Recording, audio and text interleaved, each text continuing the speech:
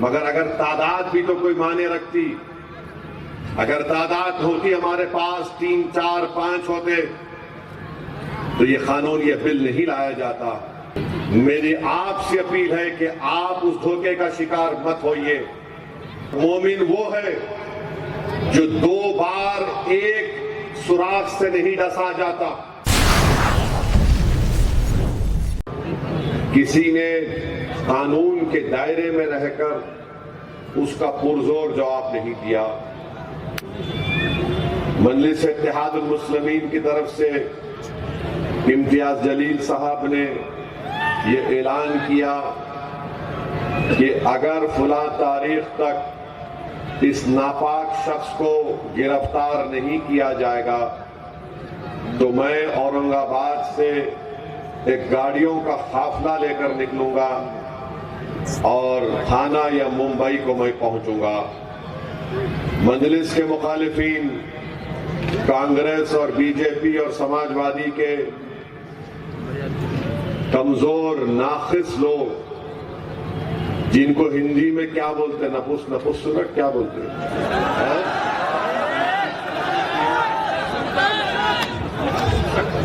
नपुंसक,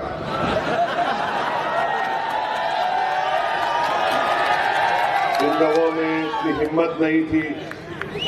और जब इम्तियाज जलील ने ऐलान किया तो सब ये समझ रहे थे कि नहीं ये मीडिया पब्लिसिटी के लिए बोल रहे हैं। फिर बाद में इन कमजोरों ने कहा कि नहीं, पुलिस इनको रोक लेगी, औरंगाबाद में ये प्रेस कॉन्फ्रेंस करेगा। जब दिन आया एहतजाज का तो औरंगाबाद में महाराष्ट्र के मुख्तलिफ मुकामात से हजारों की तादाद में लोग अपनी अपनी गाड़ी लेकर निकले। हर कोई अपनी अपनी इस्तेताअत से निकला। और जब इम्तियाज जलील ने मुझे फोन किया कि असद भाई, औरंगाबाद की पुलिस मेरे घर को आई है और मुझसे कह रही है कि आप इस जुलूस को औरंगाबाद से मत निकालिए। मैंने कहा इम्तियाज, तुम उनकी बात को मान लो। बोले क्या बोल रहे आप? मैंने कहा बात को मान लो। औरंगाबाद शहर में अमित शाह है, आप बोलो कि मैं बंबई नहीं जाता हूं, मैं अमित शाह के पास पूरे लोगों को लेके आ जाता हूं गाड़ी लेके। इत्तेफाक से उस दिन देश के होम मिनिस्टर वहीं पर थे, मिस्टर शाह।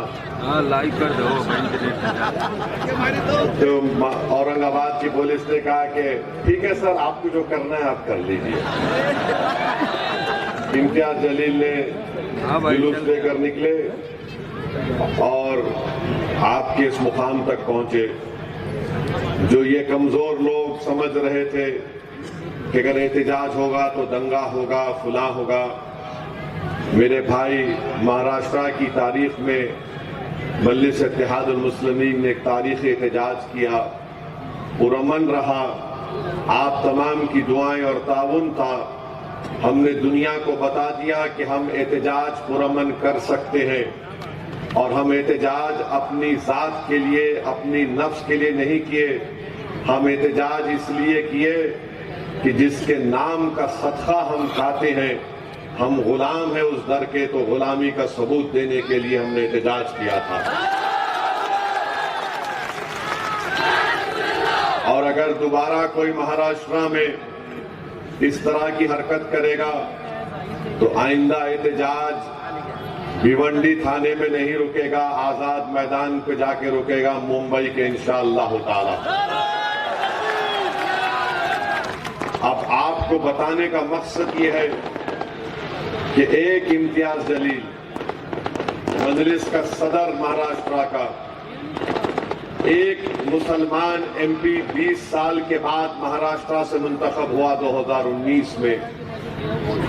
तमाम पार्टी ने मिलकर, चाहे वो सेकुलर हो, कम्युनल हो, या जो अपने आप को बोलते हैं, वो दो शिवसेना, 2 राष्ट्रवादी, एक पुरानी कांग्रेस, ये सब मिलकर तय करे कि लोकसभा की 48 सीटें हैं महाराष्ट्र में, चाहे कोई जीते ना जीते, मगर इम्तियाज ना जीते औरंगाबाद से। वो लोग अपनी साजिश में कामयाब हो गए। मेरे भाई, मैं आपसे हाथ जोड़ के अपील करने आया हूं।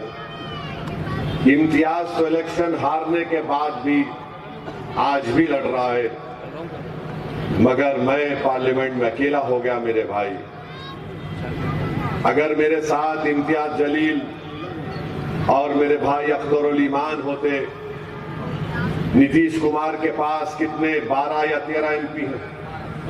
12 एमपी हैं। 12 एमपीओं के ऊपर मोदी बैसाखियों के वजीर आजम बन चुके। नहीं, हंसने के लिए नहीं कह रहा हूं। अगर मजलिस इत्तेहादुल मुस्लिमीन के 7-8 एमपी जीत जाते, तो क्या आप ये उम्मीद कर सकते कि पार्लियामेंट में वक्फ को बर्खास्त करने का बिल लाया जाता? सोचो भिवंडी की आवाम, तकारीर तो बहुत होंगे, मगर आपको एक फिक्र देकर जाना चाहता हूं। अगर मेरे साथ इम्तियाज जलील होते, अख्तरुल ईमान होते, तो वक्फ को बर्बाद करने का, मस्जिदों को छीनने का, दरगाहों को छीनने का बिल नहीं पेश होता। मेरे भाई, हम इस बात पर गौर नहीं करते कि हमारे नुमाइंदों की कितनी बड़ी जरूरत है हमको। हम सिर्फ यही समझते कि नहीं, मेरा फायदा नहीं, मेरा नुकसान है, ये मेरा नुकसान है, मेरा फायदा। मैं देखता हूं पार्लियामेंट में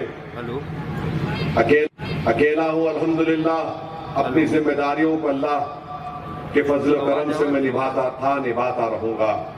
मगर अगर तादाद भी तो कोई माने रखती, अगर तादाद होती हमारे पास 3, 4, 5 होते, तो ये कानून, ये बिल नहीं लाया जाता।